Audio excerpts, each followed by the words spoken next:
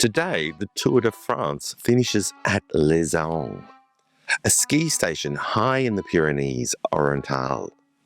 Sitting at just over 1,600 metres in the French Pyrenees, right on the border with Spain. The riders have climbed through some of the most dramatic mountain terrain in France to get there. And while the world watches the race, I want to talk to you about what this region has been producing long before anyone thought to race a bicycle up it. Because the Pyrenees have been making cheese since the 12th century. This is Fabulously Delicious, the French food podcast, and welcome to the Food Tour de France. I'm your host, Andrew Pryor. Every stage, start and finish of this tour, I'm going to be telling you about the food of that place, the cheeses, the dishes, the ingredients, the history. So whether you're watching the race or just following along for the food, come with me. Today we're in the Pyrenees, and we're talking about Tomme de Pyrenees.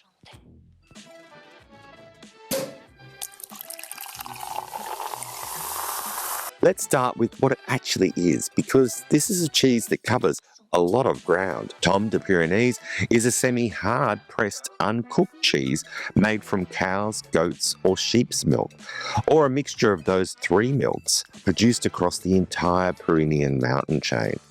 It comes in a cylindrical shape with rounded edges, a subtle texture, and a flavour that is creamy, mild, and only slightly salty, with the taste evolving as it ages from fresh, clean dairy notes through to something more complex and aromatic. The interior is ivory white to pale yellow, and the exterior, well, the exterior is where it gets interesting, because Tomme de Pyrenees can come in two very different looks: a natural orange-tinged rind or a striking black or gold wax coating that makes it one of the most visually distinctive cheeses you'll find anywhere in France. If you've ever seen a cheese that looks like it's been dipped in tar and wondered what on earth it is, it's probably a Tomme de Pyrenees. The black crust version is aged for a minimum of 21 days. The gold version for a minimum of 45. Raw milk Tommes age for longer, 60 days minimum for raw cow or goat milk, 90 days for mixed milk versions. And it's these longer aged raw milk wheels that develop the real depth of character. The cheese is made and aged entirely within the same territory as the milk is produced. Cheese making in the Pyrenees is an ancient activity. The mountains have been grazed for thousands of years, and the tradition of turning that milk into cheese goes back at least as far as the 12th century, when local tradition records that King Louis VI of France, known as Louis the Fat, tasted the cheese. He clearly enjoyed it, and for centuries after that, cheese making here remained exactly what it had always been: small family farms making cheese for their own consumption. Valley by valley, each one with its own methods and its own traditions. The Pyrenees are not one single place. They are a chain of valleys, each with its own microclimate, its own pastures, its own way of doing things. Some valleys made almost no cheese at all. The 19th century changed things. In 1871, 95% of all milk production in the region was being turned into cheese, which meant the cities were having real difficulty getting hold of fresh milk. So the prefect appointed a man called Auguste Galvin, a general forest guard of all things, to go and sort it all out. Galvin went to the Jura for inspiration and came back with the idea of fruitière, a shared cooperative structure where farmers brought their milk to be processed collectively, with the income from the cheese divided between the cheesemaker and the farmer. He set up these cooperatives across the Pyrenees between 1870 and 1875. The sector started to grow. The cheese started winning medals: gold in Toulouse in 1895, gold in Paris in 1899, and again in 1912. And the Tomme de Pyrenees began to travel beyond the mountains for the very first time.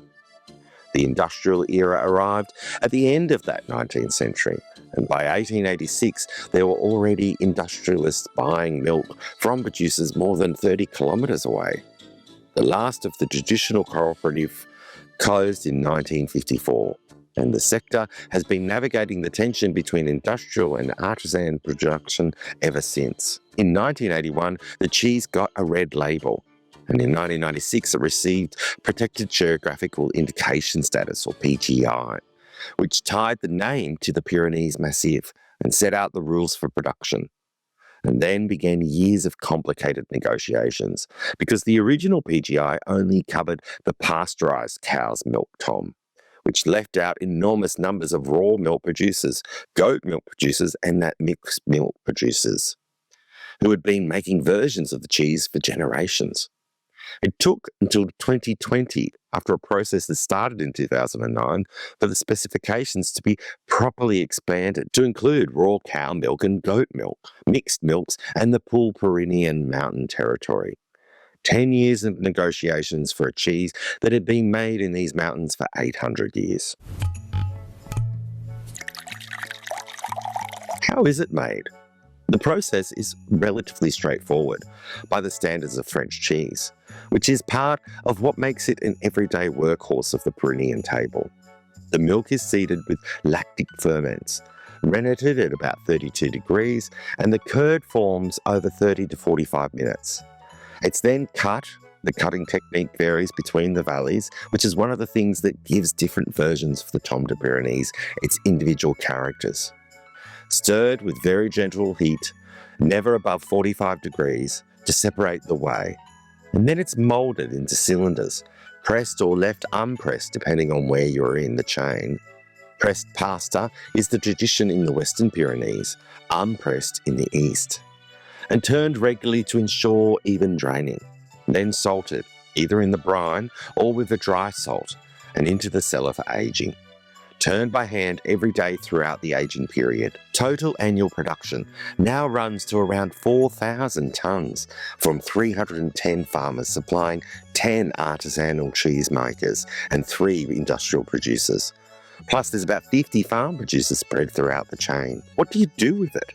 You eat it first of all, well, of course, on a board with walnuts, almonds or raisins.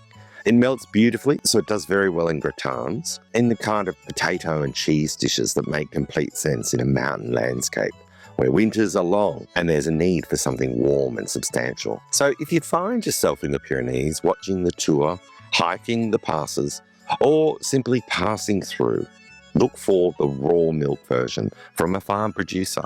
The flavour is in a different category to the industrial version, which is true of almost, well, every cheese in France.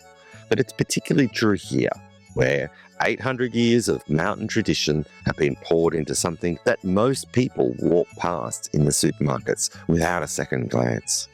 Stop, pick it up, take it home.